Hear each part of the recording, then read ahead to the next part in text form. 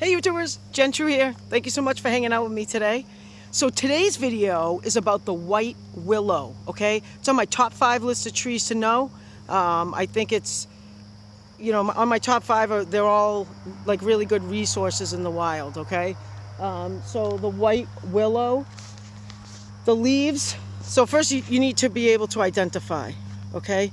Before we can even talk about anything, you need to be able to identify. And again, I suggest you get a guidebook for your area that you live in and go out and identify these trees, okay? My videos are just about, more like how to and not so much to identify. So make sure you get a good guidebook for your area to help you identify, okay? And I'll just give you some tips and tricks here. So they have lanced shaped leaves, okay? I don't know if you can see that close up.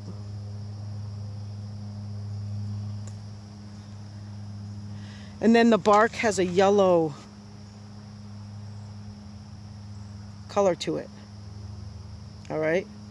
So if you see that tree from far away, it really will live close to water.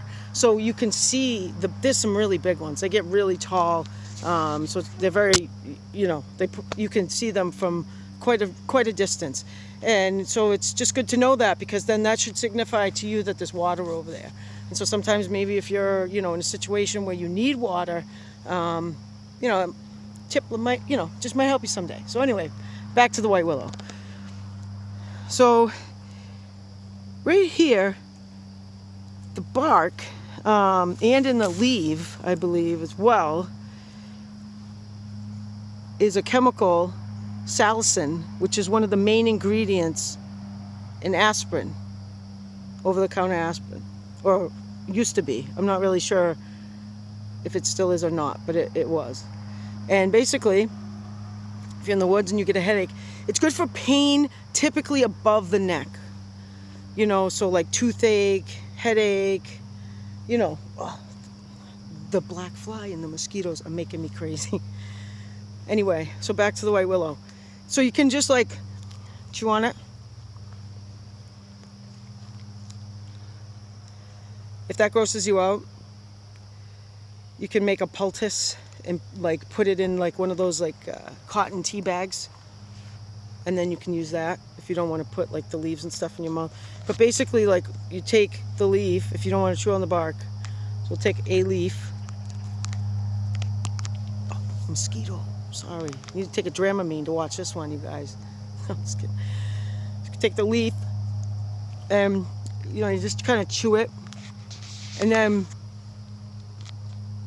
you can kind of just like put it under your tongue and leave it there. Just kind of chew on it a little bit. And it does work. It takes like 10 or 15, minutes. Oh, I just saw something in the woods.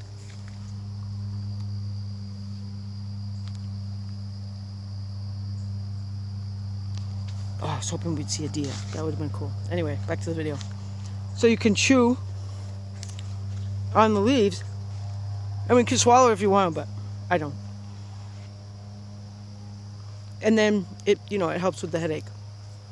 Other things that the willow is good for, it's good for natural cordage. Like if you use the inner, the inner bark, you can make cordage with that.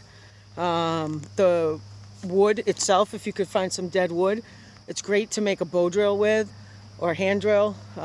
Willow bark is excellent, and you can typically find like a good chunk that's dry. It makes a good, if you don't want to use it for the spindle, if you got something else for the spindle, you can use it for the board. It works really well for either or both. It's a soft wood. You can use it to carve up like a quick spoon or utensil or something like that in the woods. Like willow is just such a great tree to get to know. It's on my top 5. Just gotta get through the woods here. Okay, and some nice close-up of that lance leaf.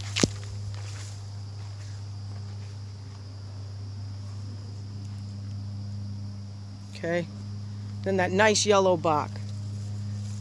You can see that.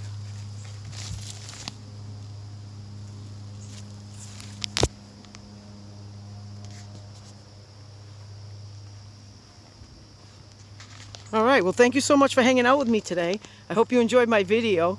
If you did, please give me a thumbs up, and if you haven't subscribed, please consider it. And, hit that notification bell so you get all my new stuff. I hope you have a great day, and get outside. Take care now. Bye-bye.